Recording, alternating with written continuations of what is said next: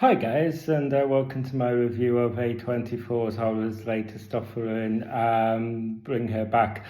This is by the same guys, the Filippo brothers, who had done 2022, I believe, Talk to Me. That movie I really enjoyed. And again, similar to Talk to Me, this movie takes a very familiar core concept and just puts their own flavour, their own spin on it. I think that the less you know about this film going in, I think the better it'll be, although it doesn't take too long for it to kind of start leading the breadcrumbs as to where it's kind of going. So I think that, a lot of the pieces of the puzzle here are kind of laid out quite early on, quite in the first act. So basically what you've really got here in terms of story-wise, without obviously going too deep into it, you've basically got this brother and sister, Andy and Piper, who have basically they end up getting fostered by Sally Hawkins' character. The girl is visually impaired. So Andy, despite being kind of entering this fostering environment, being labelled as kind of the problem child, he's kind of really he's not really angsty in any way too much. He's kind of the closest we get to a protagonist, to following the protagonist through this story. He's basically more or less characterized as kind of Piper's protector, being the big brother. So they arrive at Sally Hawkins' house, and it seems that kind of straight off the bat that things are kind of off and things aren't quite what they seem, and that just kind of builds and builds as the film goes on. This film is a slow burn. I didn't mind the pacing of this too much. It seemed to work for me. But I could totally understand how others might find this a bit trying, especially seeing as, like I said, the breadcrumbs are laid out quite early on. So I think people who are kind of a horror novice will be able to at least kind of have an idea of where this is going, pretty much quite early on. But yeah, there's just some pieces that kind of you need to kind of get into the latter half to kind of piece it together. And straight off the bat, I think the acting is phenomenal here. I think the acting is perfect. I think the casting of Sally Hawkins is inspired. I think this is not a role that I would really associate with her. I would say she's kind of very much going against type. I haven't seen too many films of her, and to be fair, having said that, so there might be films out there where she's played similar roles to this and I've kind of missed, but I'm kind of like, I only tend to think of like The Shape of Water and the Paddington films when I kind of think of Sally Hawkins. So yeah, I think she absolutely nails it here, and I think it's an inspired piece of casting. The actors who play the kids here do an absolute phenomenal job. Especially the actress who plays the visually impaired girl, Piper, because yeah, just the way that she's able to have that impairment, but she's able to emote so well everything that's kind of going on, and the horror that the dread that this film is building, and it builds a real sense of dread and suspense, and it utilizes it really well. because there's so many often where obviously because of her impairment she's totally oblivious to the horrors and that's surrounding her, and on the occasions where she is aware, she can't navigate herself to kind of get away from this horror. So it builds up a real sense of dread in the second half of the film. Like I said, this is a slow burn. There is a lot of grisly gore here. There's a lot of gnarly stuff, a lot of scenes of mutilation here, and it kind of like I said, it's a slow burn, so a lot of the nastier stuff is kind of held off to the third act of this film or the second half of the film. It does sort of, the dread and the horror does just build very, very gradually until the end. So as obviously the Philippou brothers, they again showcase, they know how to shoot a good horror movie. They know how to frame a good a good scene, and they the cinematography here is again just really, really great. The camera work, all of our stuff is really good. To kind of get into more of the some of the niggles and issues that I had with this film, though, is I feel like as it unfolds, I think that there's a lot of some pieces of the puzzle here, without getting obviously too specific about it.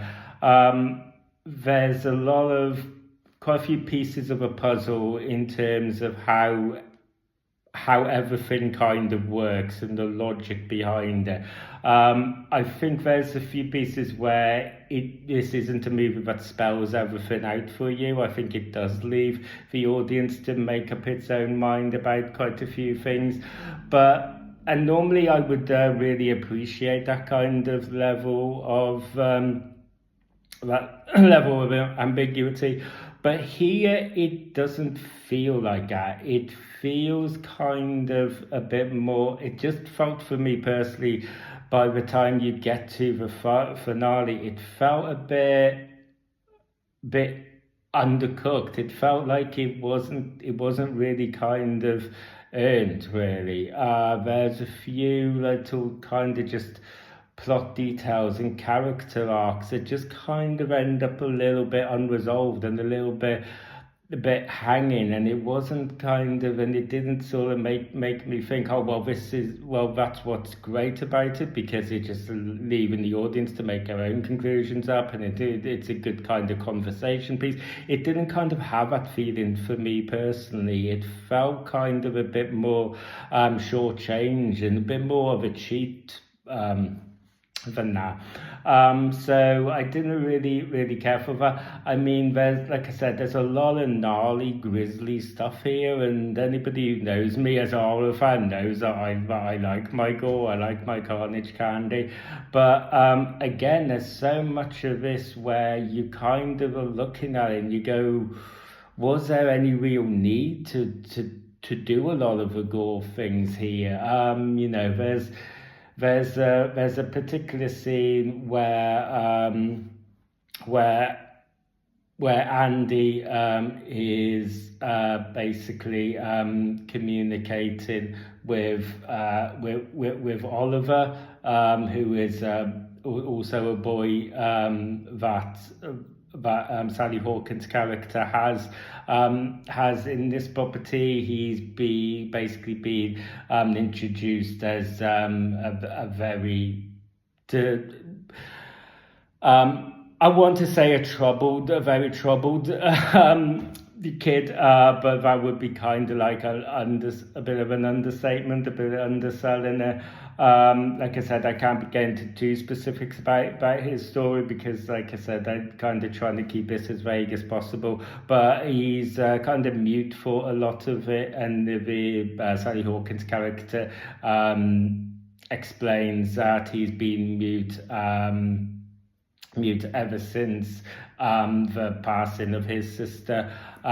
So it kind of just feels like, and yeah, there's a scene where Andy is communicating with Oliver, and he just does something so silly and so stupid, and you just go, why would you do that? Like, surely you know enough about this situation that you know what did you expect to happen? You know, surely your own common sense would have told you that this horror was going to unfold, and this horror does unfold, and it feels like there's so many of this stuff where it kind of just it feels like the grisly and gore pieces just are there, just and there's no necessarily any rhyme or reason as to why they're just happening, and I think when you kind of have that, and you know the fact that kids are kind of thrown into the mix, it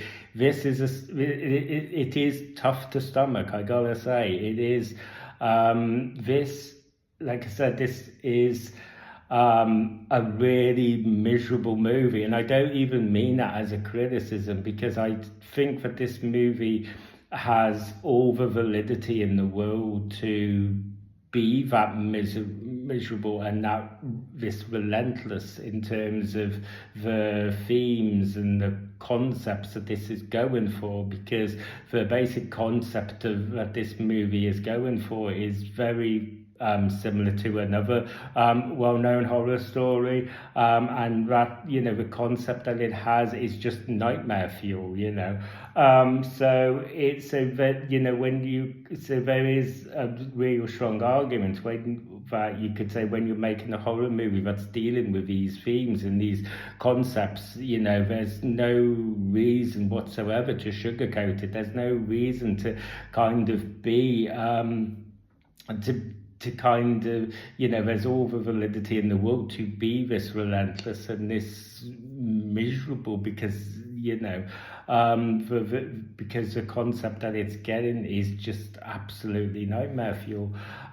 So yeah, I think that there's and I think that's part of sort of a unique spin that the Philippou brothers, you know, put on this, and you know, like I said, I describe this movie as a real miserable, relentless movie, but I mean that in kind of the most positive way, if that's not an oxymoron. Do you know what I mean?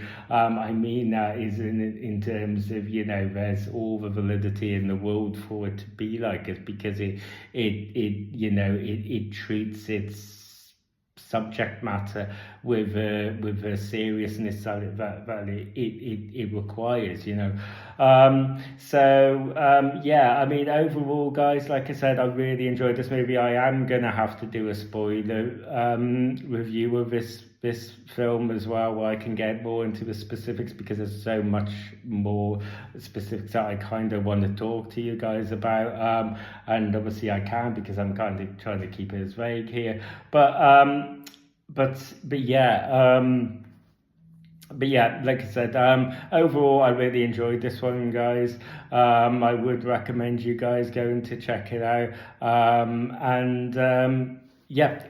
thank you for watching, and like I said, watch out for about a week's time when this film has been out for a bit more significant amount of time, but I'll be able to do a spoiler review of this, and, you know, get more into kind of the specifics that I want to about this film. But yeah, thank you guys for watching. If you enjoyed this video and you want to see more, get to ring a bell for notifications. Don't forget to like the video, don't forget to subscribe, and yeah, I mean, leave me a comment down in the comment section about have you seen this film, what did you think. Like I said, try and be to avoid too many specifics here, because obviously under the video I'm trying to, you know, keep this as spoiler free as possible. But yeah, let me know if you've seen this. What did you think? If you haven't seen it, what's your